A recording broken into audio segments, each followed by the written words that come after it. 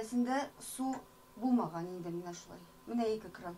Суны өзеп торуларын Индира Акулова алдан белгән, кичтән аны күпләп табак савытларга узып куялар, ләкин бу сугына җитмәскә дә мөмкин ди. Менә ваннага да җыярга кирәк иде, менә хәзер уйлыйм.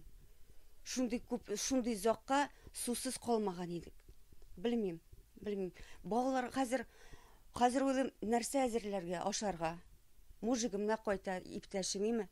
3 бала. Шуңа охшаш хәлдә хәзер Казанның Совет, Вахитов һәм Идел буе районнарында яшәүчеләр калган. Бу 125 күп фатирлы һәм 7 шәхси йорт. Шәһәр үзәгендә тузган торбаны ремонтлау өчен водоканал хезмәткәрләренә су бирүне туктатып торырга туры килә. Иртәдән бире дә махсус техника һәм 30лап кеше эшли. Хәзер без Марсель Сәлимҗанов һәм Пушкин урамнары киселешендә торабыз. Күргәнебезчә төзекләндерү эшләре барган урынны койма белән әйләндереп алганнар.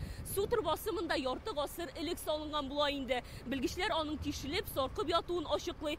Су шаулап ага башлаганчы тиз арада аны төзекләндерергә булалар. Су хәзер торак йортларда гына түгел, административ биналарда, кунакханә, мәктәп һәм балалар бакчаларында да юк. Әлеге исемлектә 400-гә якын объект бар. Аларның күбесе бүген эшләми. Күргәнегезчә, бүген безнең кабинетлар буш, балалар укырга килмәделәр.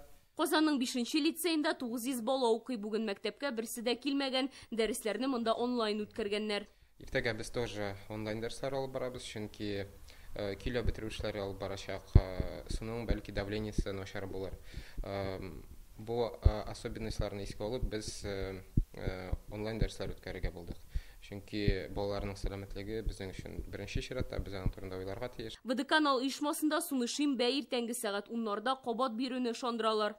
Если эти противоаварийные работы не провести сейчас, то... Әгәр дә төзекләндерү эшләрен хәзер башкармасак, шәһәрнең 3 районы озак вакытка сусыз калыр иде. Мөмкин булган кадәр азрак йортларны судан өзеп торып, ремонтны бүген ясарга карар кылдык. Эшләрне 1 тәүлек эчендә тәмамларга ниятлибез. Планируем их завершить в течение суток. Бу көннәрдә кайбер йорт биналарда су басымының кимүе дә ихтимал. Шәһәр буенча цистерналар белән су китерү оештырылган. Гаризалар бирү өчен телефон номеры экранда күрсәтелгән. Соңгы тапкыр Казанда октябрьдә ярты миллионнан артык кеше сусыз калган иде. Ул чакта Горький шоссесындагы торбаларда төзекләндерү эшләре булды. Алия Сабирова, Наил Абдуллин, Яңа Гасыр каналы.